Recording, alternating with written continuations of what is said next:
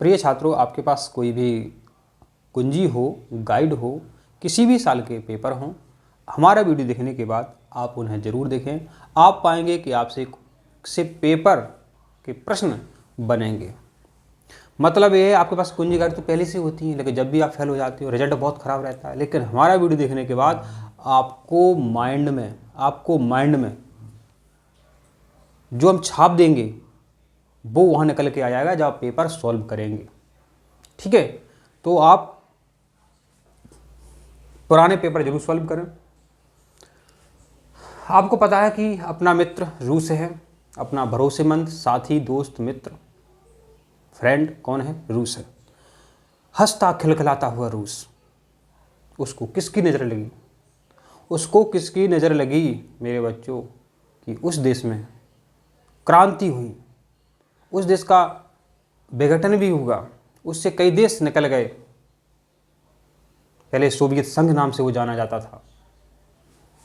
ऐसी गलतियां ना हो, इसलिए हम इतिहास पढ़ते हैं, देखते हैं और चर्चा भी साथ में करेंगे। बहुत छोटा सा वीडियो है, लेकिन आपको हम इतना समझा देंगे कि पेपर पूरा बनेगा, पेपर में कुछ भी आउट नहीं होगा। आपको लगे इतने कम शब्दों में सब कुछ फंस गया सर, बिल्कुल। मेरे बच्चों, जो रूस है अपना हंसता खिलखिलाता हुआ रूस, इसकी मेरे बच्चों रूस में बहुत रस है। ये हंसता खिलखिलाता हुआ रूस है मेरे बच्चों, इसकी जो संसद है उसका नाम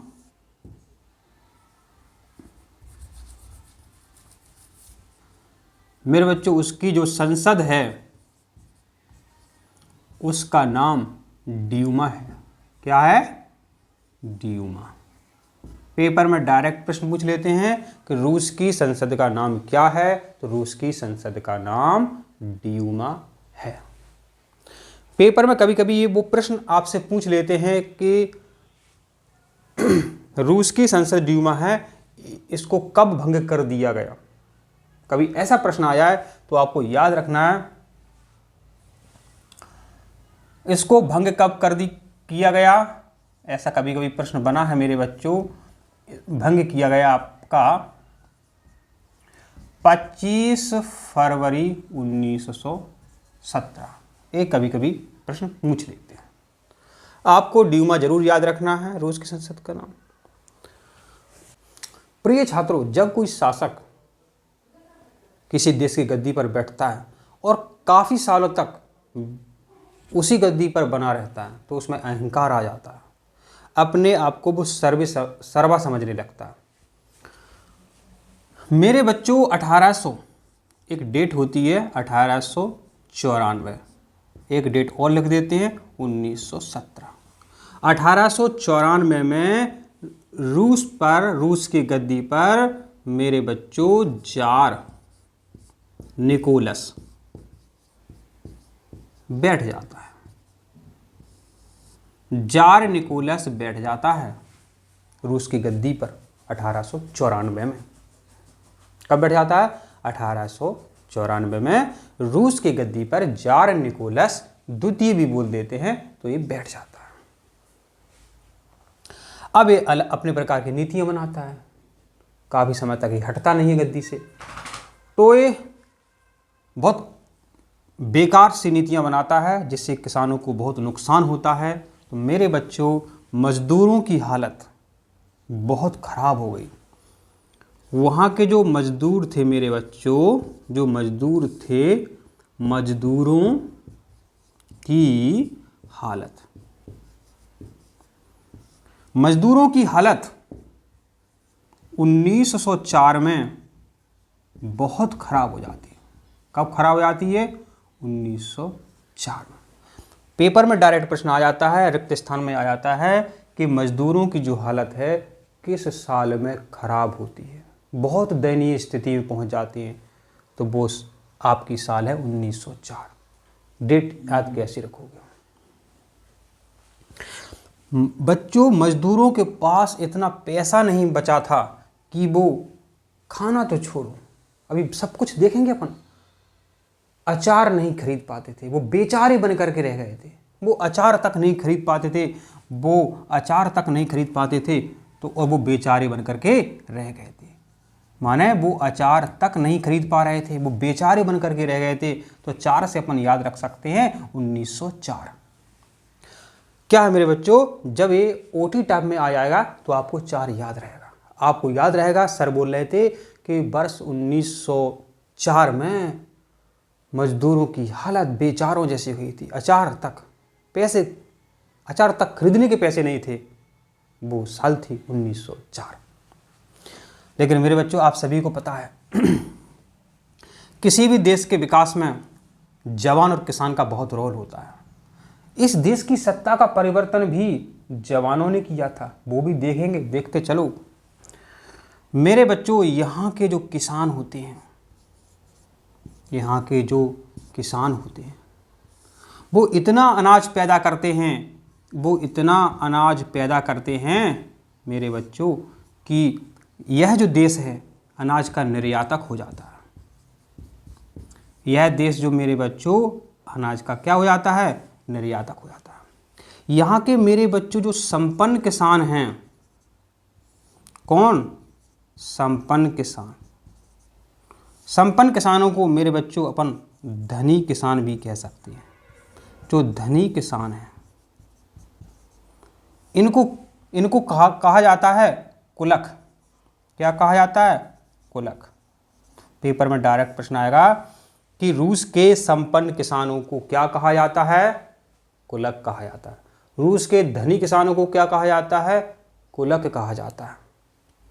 पेपर में 1 नंबर में और आपका जे 2 नंबर में मेरे बच्चों प्रश्न जो है आपका यहाँ से बना है। अब मेरे बच्चों अब रूसी क्रांति यहाँ से स्टार्ट हो जाती है। अब यहाँ से मेरे बच्चों जो रूसी क्रांति की शुरुआत होती है, रूसी क्रांति की शुरुआत होती है 1917 में, जिसे हम अक्टूबर क्रांति का नाम भी देते हैं। जिसे हम अक्टूबर क्रांति का नाम भी दे देते हैं, क्योंकि यह क्रांति जो है मेरे बच्चों अक्टूबर के महीने में 1917 में शुरू हुई थी। ठीक है, आपको डेट याद रखना है। रूसी क्रांति कब हुई थी? 1917 में। इसको हम अक्टूबर क्रांति क्यों कहते हैं?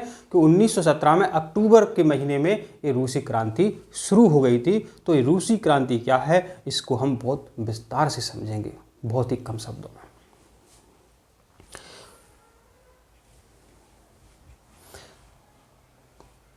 इसको हम साफ कर देते हैं मेरे बच्चों। ठीक है, और यहाँ आपको इतना हम साफ कर देते हैं, तब आपको बेहतर समझ में आएगा।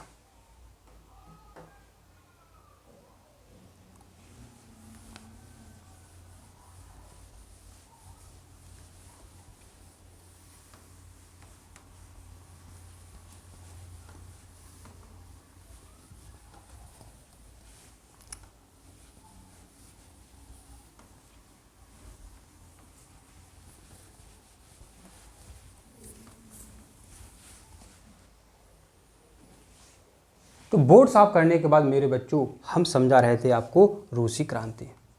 तो प्रिय छात्रों, तो बोर्ड साफ करने के बाद हम बताते हैं आपको रूसी क्रांति के बारे में। ये रूसी क्रांति क्या है? माने रूस की क्रांति रूसी क्रांति कहलाती है। यहाँ बच्चे कंफ्यूज मत हों। ये कब हुई थी बताइए? आप कमेंट भी कर सकते हैं। 1917 में। इसको एक महीने के नाम पे क्रांति भी कहा जाता है। उस क्रांति को हम कह सकते हैं अक्टूबर क्रांति। क्या कह सकते हैं? अक्टूबर क्रांति हम कह सकते हैं। तो मेरे बच्चों क्या होता है, जब जार का अत्याचार, जो शासक था जार का जब अत्याचार बढ़ता है, माने जो जार शासक था, जार शासक का अत्याचार, जब जार शासक का अत्याचार इतना हो जाता है कि असहनीय हो जाता है, तो क्या होता है? क्या हो जाता है? कुछ अच्छे लोग जन्म लेते हैं। अपन गरीबों को बचाने के लिए।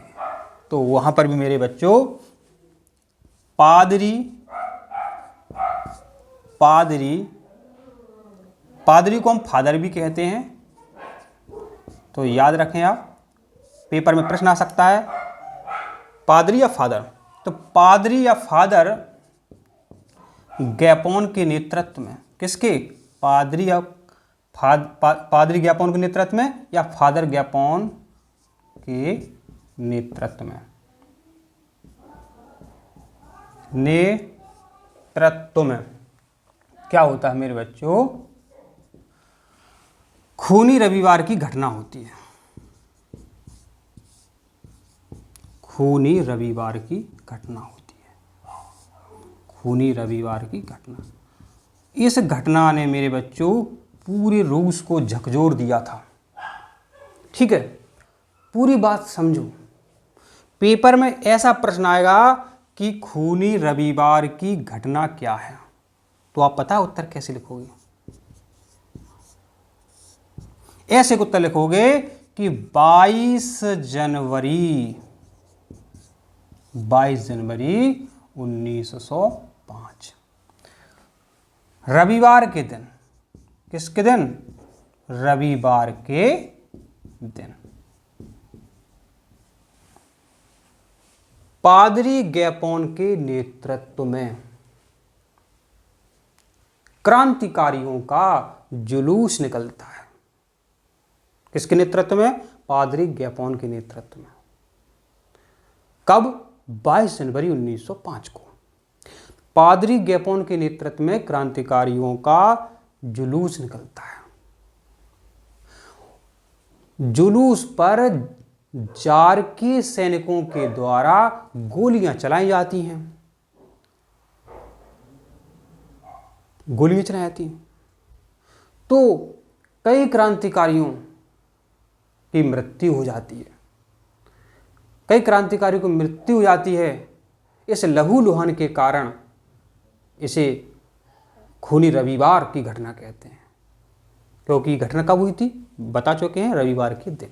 तो ये आपका मेरे बच्चे 2 नंबर में प्रश्न आता है, तो आप इस प्रश्न को अच्छे से लिखें। बहुत सरल प्रश्न था, ये हमने बता दिया।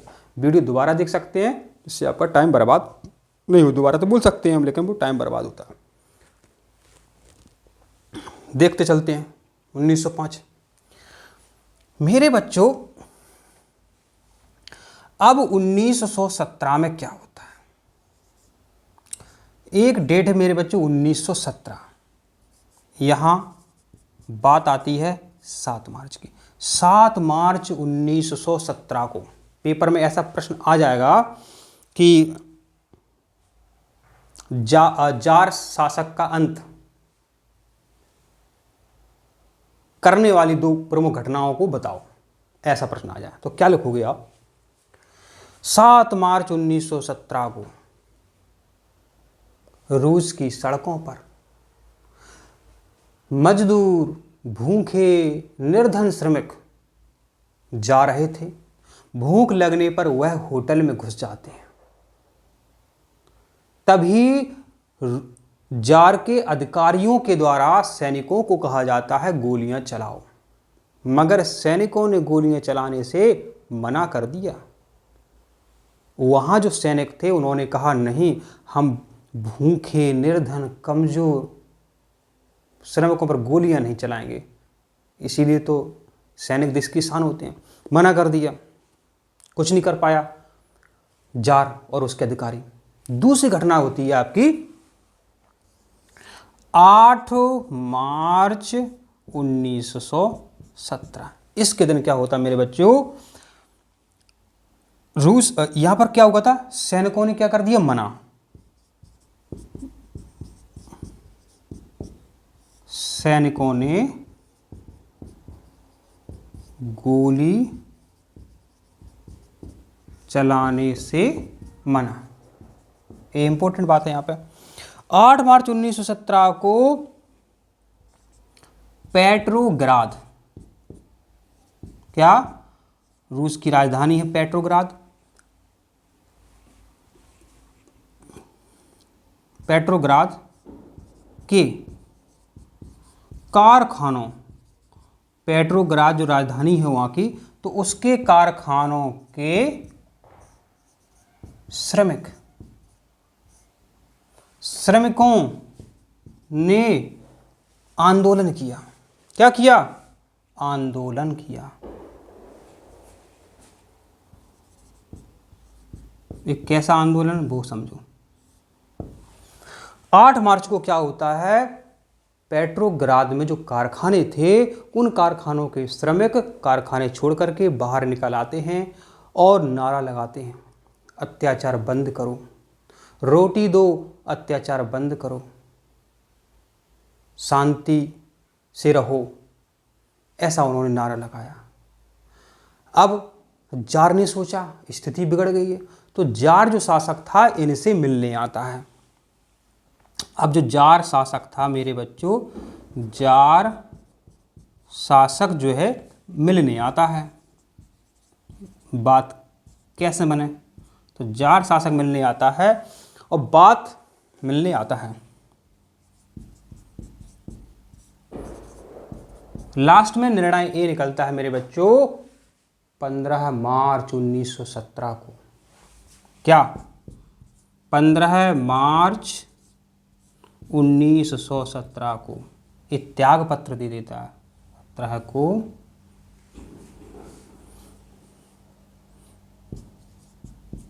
17 को त्याग पत्र दे देता है। समझो बात। 15 मार्च 1917 को मेरे बच्चों ये जो जार शासक है ये क्या करता है, इसको त्यागपत्र देना पड़ता है। समझौता नहीं होता है क्योंकि कितने लोग मारे जा चुके थे। समझौता कैसे होता बताओ? बिल्कुल ऐसी घटना भी बांग्लादेश में हुई है।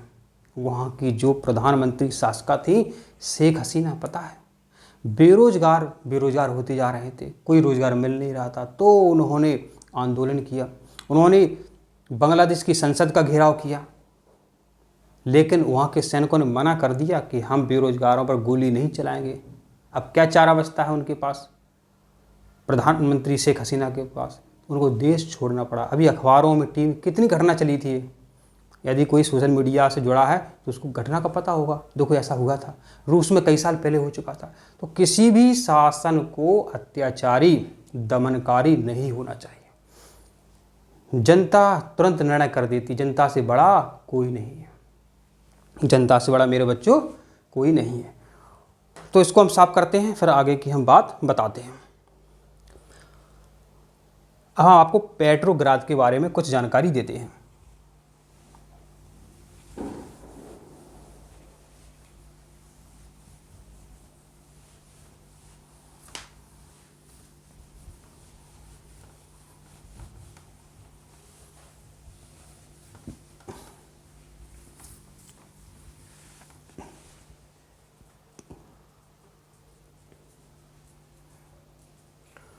प्रिय छात्रों, बोर्ड साफ करने के बाद हम बोल रहे थे कि हम आपको पेट्रोग्राद के बारे में बताते हैं।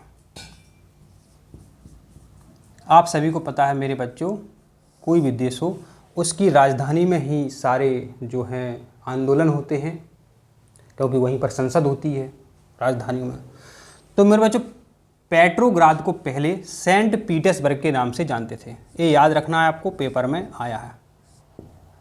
सेंट पीटर्सबर्ग, ठीक, ये आपको याद रखना है, सेंट पीटर्सबर्ग। पेट्रोग्राद को पहले किस नाम से जाना जाता था? सेंट पीटर्सबर्ग के नाम से जाना जाता था, ठीक है मेरे बच्चों। पेट्रोग्राद में 1917 में सर्दियों का महीना था। क्या था? सर्दियों का महीना।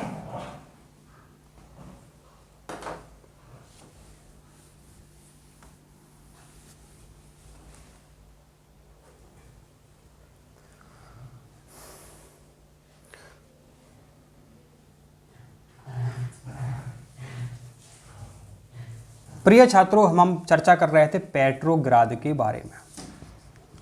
पेट्रोग्राद इसलिए ज़रूरी है समझना क्योंकि रूस की उस समय की राजधानी थी पेट्रोग्राद।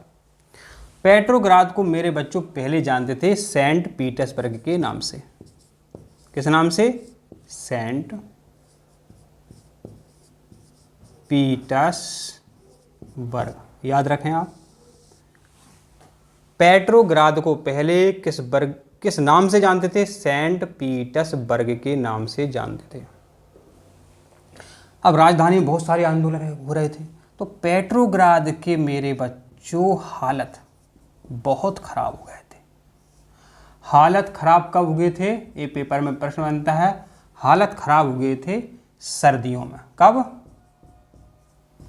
सर्दियों में। उस समय मेरे बच्चों सर्दियां चल रही थी, तो पेट्रोग्राद के बहुत हालत खराब सर्दियों में हो गए थे। वो वर्ष कौन सी थी? 1917। ये पेपर में कई बार प्रश्न आता है, रिक्त स्थान भी आ सकता है। पेट्रोग्राद को पहले किस नाम से जानते थे? Saint Petersburg. पेट्रोग्राद की हालत कब खराब हो गए थे? 1917 में। 1917 में सर्दियों में ... हालत खराब हो गए थे पेट्रोग्राद के, क्योंकि हर तरफ आंदोलन, जहां देखो तहां आंदोलन। ठीक है, तो प्रिय छात्रों, अब आपको क्या करना है, यहाँ पे जो नेता हैं उनके बारे में जानना है, क्योंकि नेताओं के बगैर तो कुछ होता ही नहीं है। अच्छा बुरा जो काम होता है नेताओं के द्वारा होता है। तो पहले नेता की चर्चा करते हैं हम, व्लादिमीर लेनिन। ठीक है, व्लादिमीर लेनिन।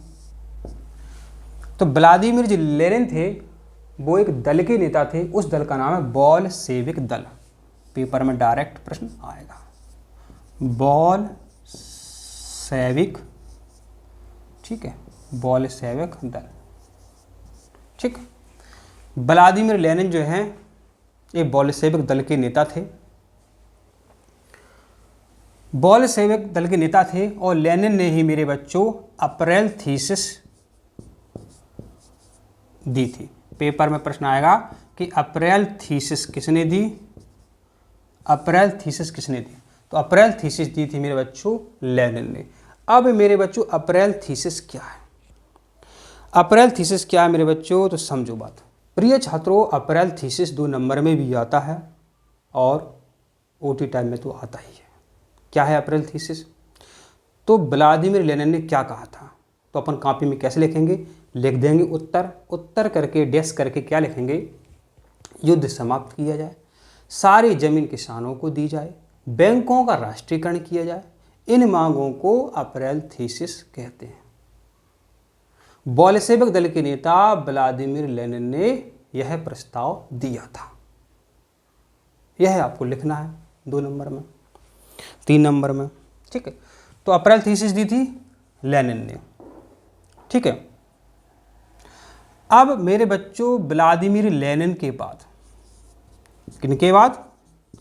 लेनिन के बाद सत्ता किसके पास आती है?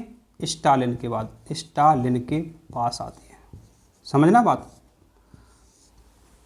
पेपर में प्रश्न आ जाएगा कि लेनिन के बाद सत्ता किसे मिली? किस विश्वास पात्र आदमी को मिली? स्टालिन को मिली। ठीक है, अब मेरे बच्चों एक बात बताओ, याद कैसे रहेगा कि लेनिन के बाद सत्ता स्टालिन को मिली? तो लेनिन के बाद सत्ता स्टार्ट होती है। लेनिन के बाद सत्ता स्टार्ट होती है। स्टार्ट से याद करो स्टालिन। स्टालिन को समझने से पहले लेनिन की जो क्रांति होती है उसके बारे में थोड़ा और जान लेते हैं। प्रश्न आएगा कि आरोरा क्या है? आरोरा क्या है? तो मेरे बच्चों जो आरोरा है एक युद्धपोत है। क्या है? युद्धपोत है। ठीक है, 1917 की क्रांति में आरोरा युद्धपोत कहाँ पहुंचा था? ये विंटर पैलेस पहुंच गया था। कहाँ पहुंच गया था? Winter palace. पेपर में डायरेक्ट प्रश्न आएगा कि आरोरा क्या है, बता देना। युद्धपोत है। विंटर पैलेस कौन सा युद्धपोत पहुंचा? अरोरा युद्धपोत पहुंचा। ठीक है, ये बच्चों प्रश्न पेपर में आपका बना है कई बार, इसलिए हमने आपको ये बता दिया। अब हम स्टालिन के बारे में चर्चा करते हैं, इसको हम साफ कर देते हैं। और मेरे बच्चों जो लेनिन हैं, ठीक है, एक किस दल के नेता थे? बोल्शेविक दल के नेता थे। एक पेपर में देखो प्रश्न आता है, अप्रैल थीसिस किसने दी? लेनिन ने दी। ठीक है, इस पर यही प्रश्न आया है और अप्रैल थीसिस हमने आपको बता दिए। ठीक है, हाँ ऐसा 1917 की क्रांति कहाँ से शुरू होती है? कहाँ से प्रारंभ होती है? कहाँ से प्रारंभ होती है? पेट्रोग्राद से। ठीक है, ये आपको पता होना चाहिए। और रूसी क्रांति का आरंभ कब होता है? 1917 में होता है, ये आपको पता ही है। इसको हम साफ कर देते हैं, फिर आगे की जानकारी हम आपको देते हैं।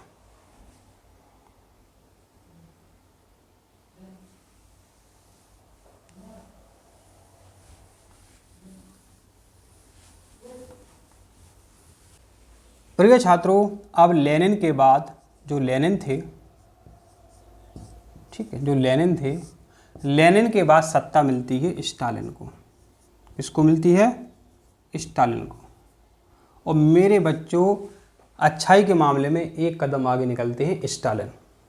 कैसे निकलते हैं? स्टालिन ने सामूहिकीकरण,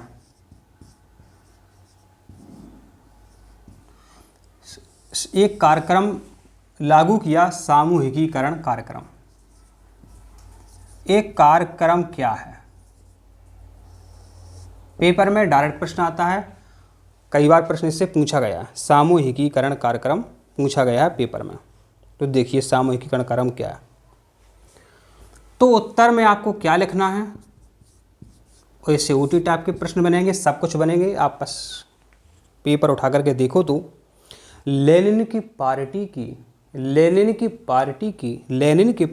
की कमान संभाल रहे, लेनिन की पार्टी की कमान संभाल रहे स्थिति को देखते हुए अत्यंत महत्वपूर्ण कड़े कदम उठाए। 1929 से पार्टी ने सामूहिकीकरण कार्यक्रम, मतलब सामूहिक खेतों अर्थात कोल खोज खेतों में काम करना लागू कर दिया।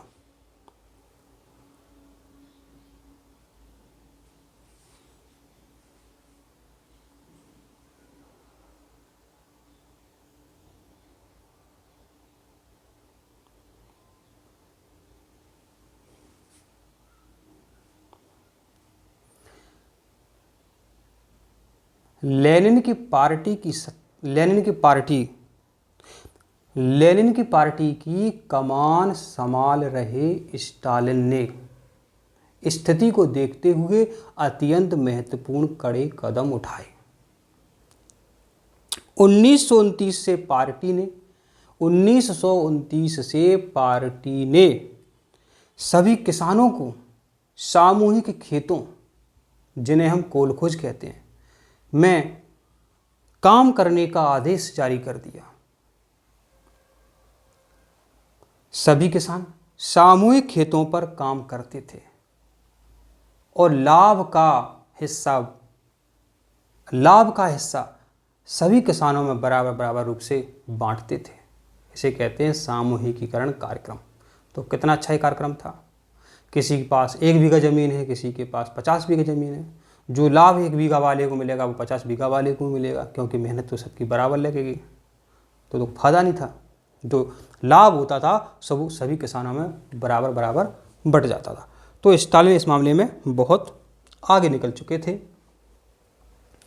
अब मेरे बच्चों, अब आपको बताना चाहते हैं कार्ल मार्क्स के बारे में। एक कार्ल मार्क्स कौन से भाई हैं? मेरे बच्चों, कार्ल मार्क्स की पुस्तक बहुत अच्छी फेमस है, दास कैपिटल। कौन सी है? Das Kapital. डायरेक्ट प्रश्न आता है कि दास कैपिटल पुस्तक के लेखक कौन है, तो वो हैं आपके कार्ल मार्क्स। तो दास कैपिटल की पुस्तक के लिए जो कार्ल मार्क्स है, उन्होंने एक बहुत अच्छी बात कही थी, पूंजीपतियों के लिए मुनाफा मजदूर ही कमाते हैं। कितनी अच्छी बात कही। जितने भी पूंजीपति लोग हैं, जितने भी पैसे वाले लोग हैं, उनके लिए मुनाफा कौन कमाता है? मजदूर कमाते हैं। आज जो बड़ी बड़ी कंपनी के मालिक हैं, क्या वो काम करते? नहीं करते, काम तो मजदूर करते हैं। तो पूंजीपतियों के लिए मुनाफा मजदूर ही कमाते हैं। तो कार्ल मार्क्स ने क्या बात कही थी? पूंजीपतियों के लिए मुनाफा, पूंजीपतियों का मुनाफा मजदूर कमाते हैं। ये बहुत अच्छी बात कही थी इन्होंने, सत्य बात कही थी ये कि पूंजीपतियों का जो मुनाफा है वो कौन कमाते हैं? मजदूर कमाते हैं। मेरे बच्चों, जब बात चलती है तो एक शब्द हमेशा आपको पता करना चाहिए, समाजवादी कौन होते हैं। समाजवादी पर मेरे बच्चों कई बार प्रश्न भी आता है, ठीक है। जो निजी संपत्ति का विरोध करते हैं, जो निजी संपत्ति का विरोध करते हैं, वो समाजवादी कहलाते हैं। जो निजी संपत्ति का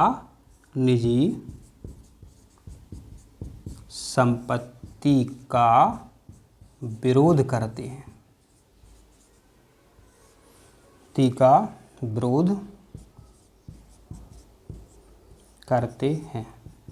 ठीक है, वो समाजवादी कहलाते हैं। समाजवादियों की एक अंतर्राष्ट्रीय संस्था थी, उसका नाम वे पेपर में पूछते हैं, द्वितीय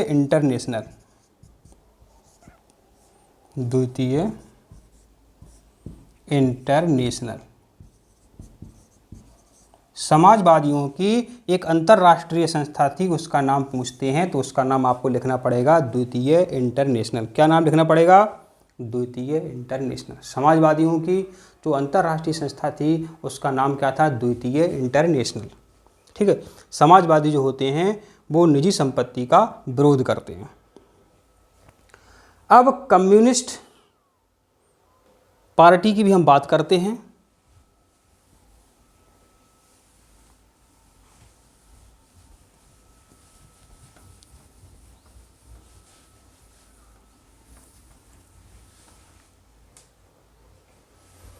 पेपर में ऐसा प्रश्न आता है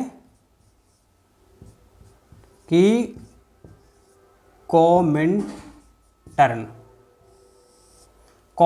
क्या है, ठीक है। तो कम्युनिस्ट पार्टियों,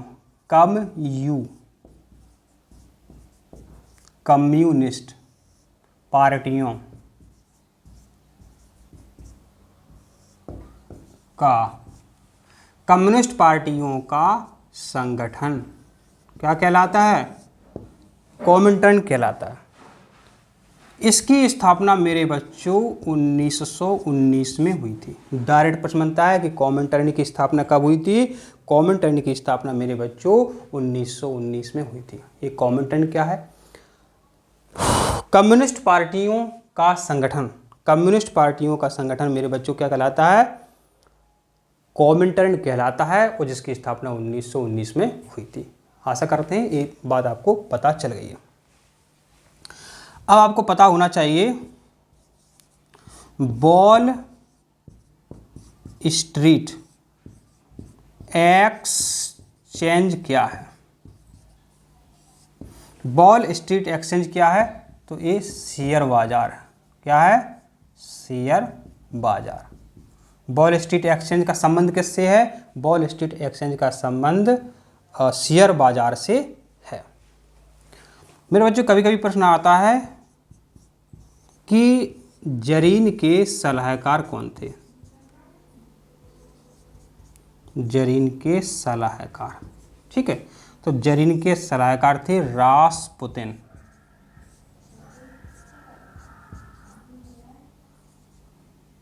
जरीन के सलाहकार मेरे बच्चों कौन थे? जरीन के सलाहकार थे मेरे बच्चों रासपुतिन। आशा करते हैं इतनी जानकारी मेरे बच्चों आपको ये समझ में आई है। ठीक है मेरे बच्चों, जो आपका रूस है ये हमारा क्या है? ये हमारा मित्र है, अपने देश का ये मित्र है, ये आपको पता होना चाहिए। ठीक है, और जो रूस है मेरे बच्चों, इसकी जो मुद्रा है उसका नाम भी पेपर में आता है। तो रूस की मुद्रा का नाम मेरे बच्चों क्या है? रूबल है। रूस की मुद्रा का नाम मेरे बच्चों क्या है? रूबल। प्रिय छात्रों, हमने जो आपको बताया तो उसमें से ही सभी प्रश्न बनेंगे। ऐसे कि एक प्रश्न कभी पेपर में ये पूछ लें कि बोल्शेविकों द्वारा अक्टूबर क्रांति के तत्काल बाद किए गए 2 परिवर्तन बताओ। माने क्रांति का क्या परिणाम निकला? तो पहला पॉइंट आप लिख सकते हैं कि बोल्शेविक निजी संपत्ति के बिल्कुल खिलाफ थे। पहला क्या आप लिखेंगे? बोल्शेविक निजी संपत्ति के बिल्कुल खिलाफ थे। ज़्यादातर उद्योगों और बैंकों का राष्ट्रीयकरण 1917 में कर दिया गया। फिर दूसरी बात उन्होंने क्या लागू की थी?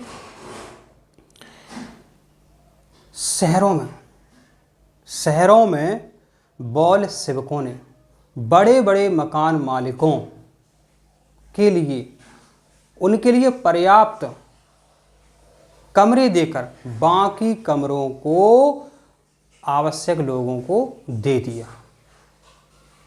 तो उन्होंने ऐसा नहीं उन पर अत्याचार किया हो। यदि 50 कमरे हैं, तुम्हें कितने चाहिए? कोई मकान मालिक है, उसके 50 कमरे हैं, तो आप कितने में रह पाओगे? 5 में रह पाओगे, 10 में रह पाओगे, बाकी आप गरीबों को दे दो। तो ऐसा हुआ था। तो प्रिय छात्रों, आशा करते हैं आपको पूरी जानकारी समझ में आई है। आप स्वस्थ रहें और खुश रहें।